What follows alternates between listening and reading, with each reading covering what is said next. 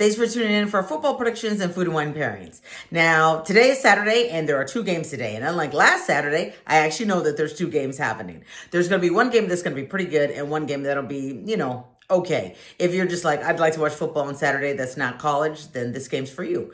The first game at 1:30 Pacific time is the one that's going to be actually really good, and that is going to see the 10-5 Houston Texans taking on the 11-5 Chargers. Now, one of the things that's great about this game is that both of them have very good defenses.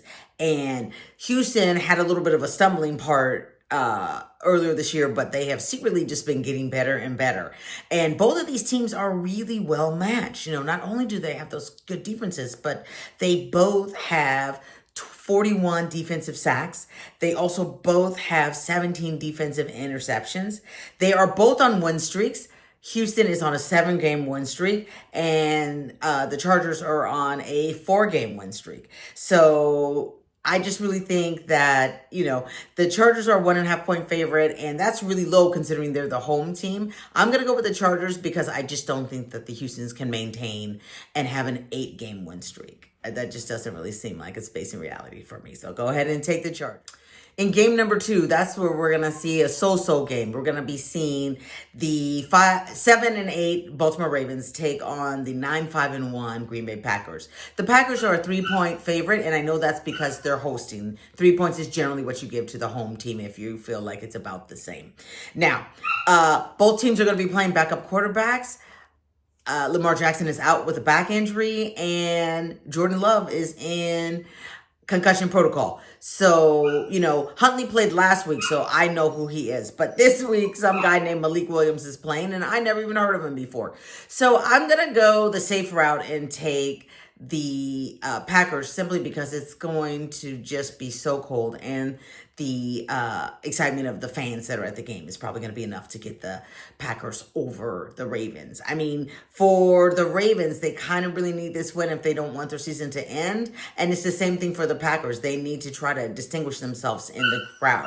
So I just don't see how the Ravens can do it. So take the Packers. Now, since it's the last week of the year, it seems like a great time to just be drinking bubbles every day. I mean, for me, there's no wrong time. So I have another sparkling wine that we can have. This one's decidedly more affordable and easier to get. I got this one at Total Wine, and it was only $13.99.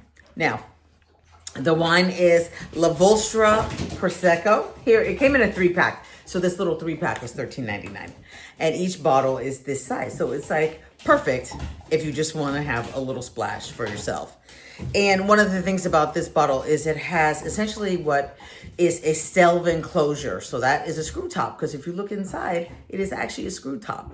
But it's supposed to look like wood. So this is DOC, as you know, that is like the highest marking rank of approval that the Italian government can give to a wine, and this actually has it. It is from Friuli in Italy, and one of the things that's really interesting about this wine is that it is made by a group called, I had to write it down, I didn't remember their name, Cantina Vini La Delizia.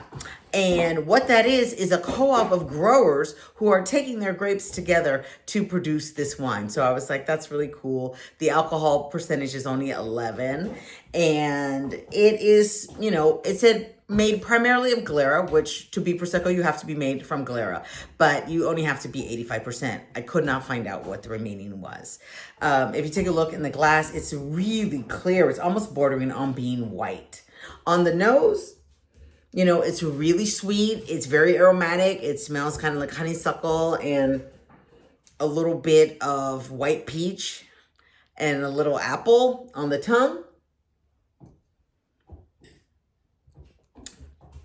It is, even though this is marked as extra dry, to me, it is a little sweeter than I like. So I think this will appeal to a lot of people.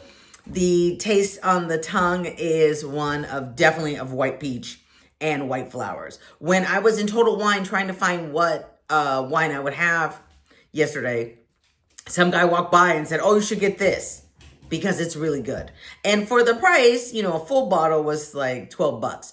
So for the price, I think this is a good value, and I think a lot of people would like it. And it's super easy because it has light bubbles and it's not nearly as dry as an extra dry generally is. It's going to be great when I'm having an Aperol spritz later on this afternoon.